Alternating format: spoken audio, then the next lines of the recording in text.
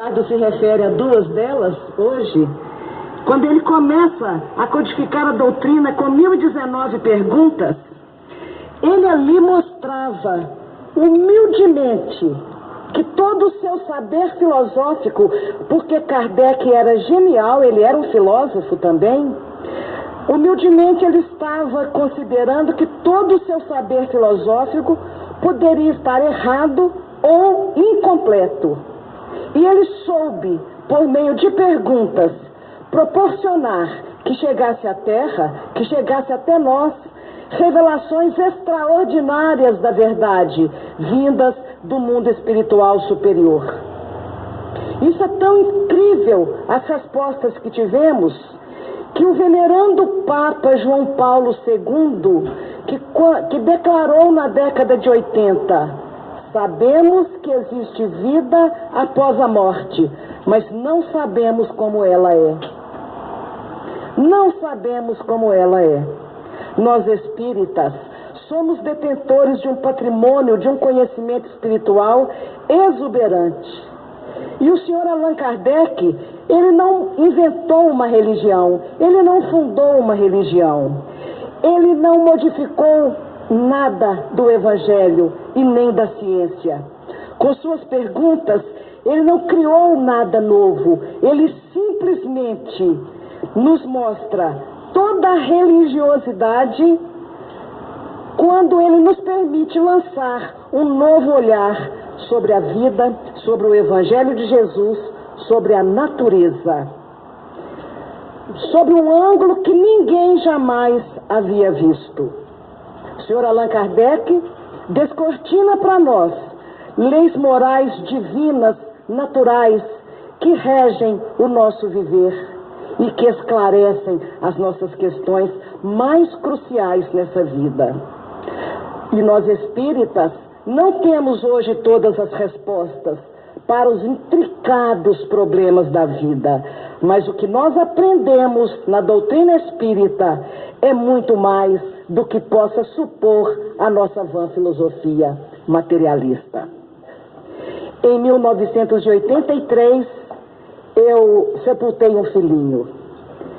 E na minha cidade, na pequena Pedro Leopoldo, a que Eduardo se refere tão carinhosamente, berço de Chico Xavier, e eu falo com muito bairrismo, que é a cidade que ele viveu mais da metade da vida dele, 49 anos em Pedro Leopoldo, 43 em Uberaba. Naquela época, quando eu sepultei meu filhinho, eu era uma professora de química do maior colégio da cidade. E foi voz geral que uma mãe espírita sepulta um filho com muito mais equilíbrio, com muito mais coragem, com muito mais condições de superar aquela situação.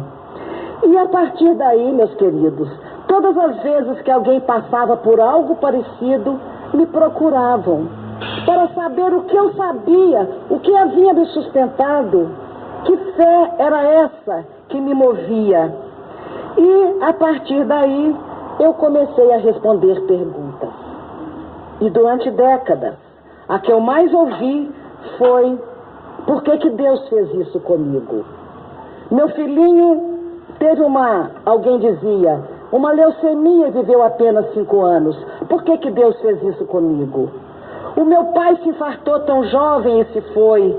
Por que Deus fez isso comigo? E as pessoas perguntando. E nós aprendemos que a morte não é castigo, que tudo que Deus faz é para nos proteger, nos amparar e nos fortalecer no momento mais doloroso das nossas colheitas. Então, nós tivemos e sempre essa abençoada oportunidade de levar algumas respostas, porque conseguimos, de uma forma sublime, compreender Jesus Cristo como o consolador de todas as nossas dores. E a doutrina espírita, ao nos explicar a vida, que começou muito antes desse berço que nos acolheu e segue muito além do túmulo que nos aguarda, A doutrina espírita nos mostra que nós não somos vítimas na nossa jornada. Nós somos artífices e protagonistas do nosso destino. E é nessa caminhada de levar esta verdade tão maravilhosa desse evangelho que é consolo, que é colo de mãe e não chicote. Foi nessa caminhada que um dia eu conheço Eduardo Girão e ele me diz: vou virar sua vida de cabeça para baixo. Serei diretor executivo de um filme e nele eu contarei a sua história. E aí surgiu o filme As Mães de Chico Xavier. Por que isso? Porque o meu filhinho, um ano após a sua partida para o mundo espiritual, manda uma mensagem para mim através do Chico: mamãe, estou vivo e vou crescer. E era uma mensagem de uma situação onde uma criança, era muito raro uma criança estar em condições de ditar uma mensagem. Ele tinha partido aos 3 anos de idade. Então Eduardo coloca essa história no filme e ele disse: vou virar sua vida de cabeça para baixo. E ele não imagina quantos corações despedaçados o filme já conseguiu virar de cabeça para cima. Até hoje.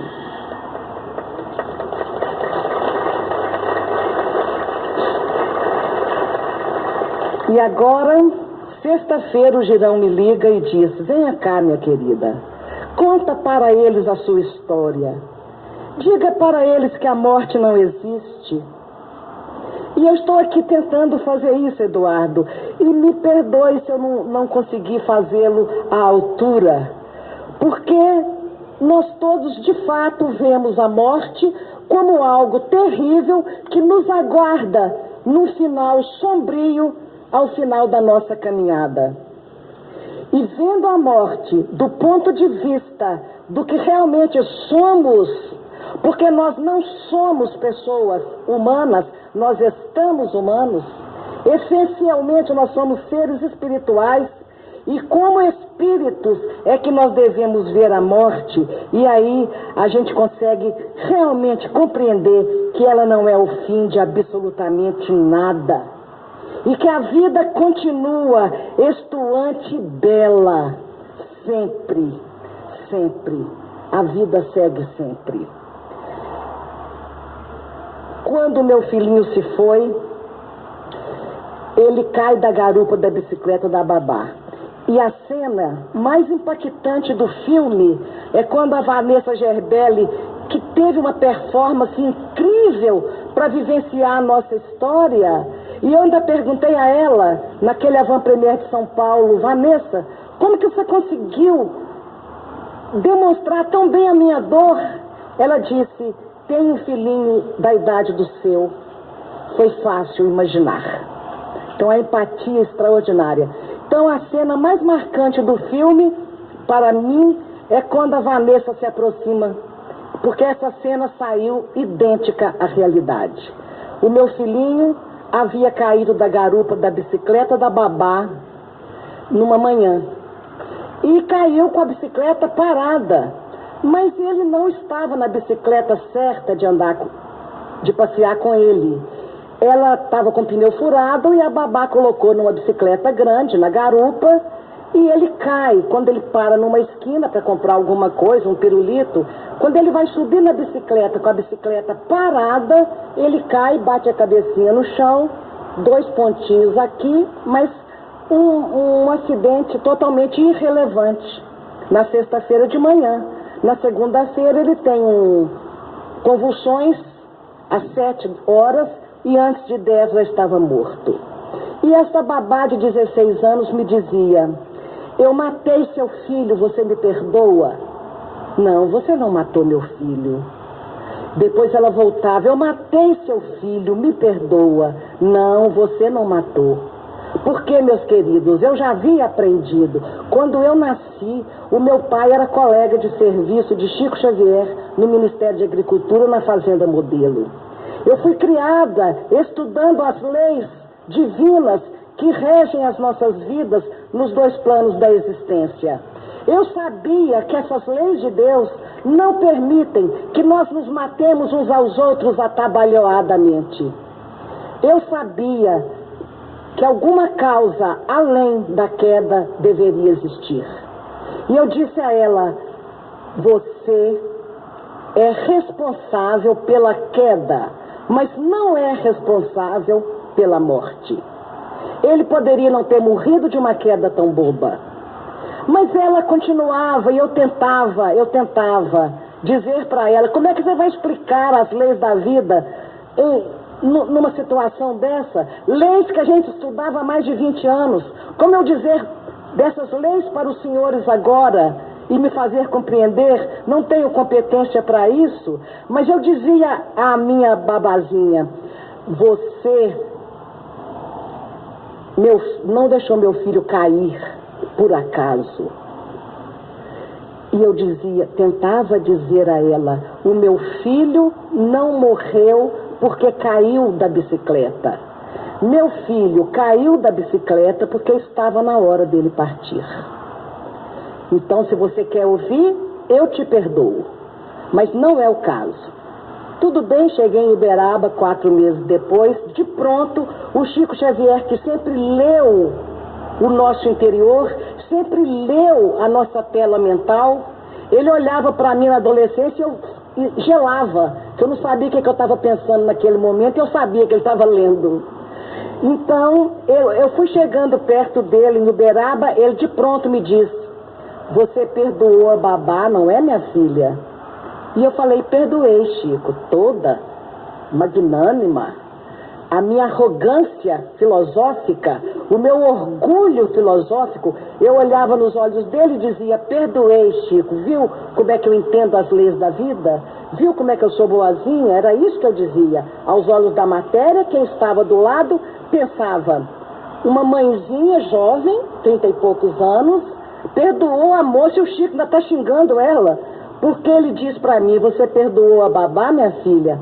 Perdoei, Chico. Você acha que fez muito por tê-la perdoado? Você tinha que ter agradecido que foi dos braços dela que ele caiu e não dos seus. Nem você, nem o Aguinaldo suportariam o remorso. E aí, meus queridos, eu comecei a compreender o outro lado do perdão. E quando me preparo para dizer isto aos corações enlutados, eu procuro me alicerçar de todas as ferramentas que a doutrina espírita me deu. E essas verdades têm consolado milhares de corações. O outro lado do perdão. A gente se julga tão importante quando, na verdade, em nossas vidas surgem as pessoas difíceis que nos tiram algo ou nos tiram alguém. E essas pessoas são simplesmente os instrumentos cegos da lei de Deus. 23 anos após a partida do meu filhinho, eu estava de novo na porta de um CTI, suplicando a Deus que deixasse comigo aquela filha de 27 anos. Estava noiva.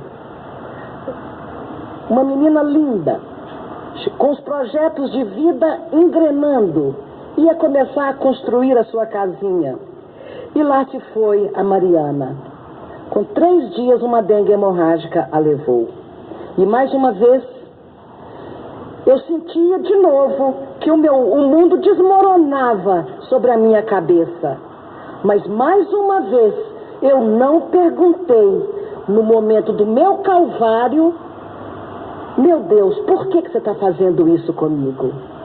Não, eu não perguntei. Eu sabia que o motivo tinha.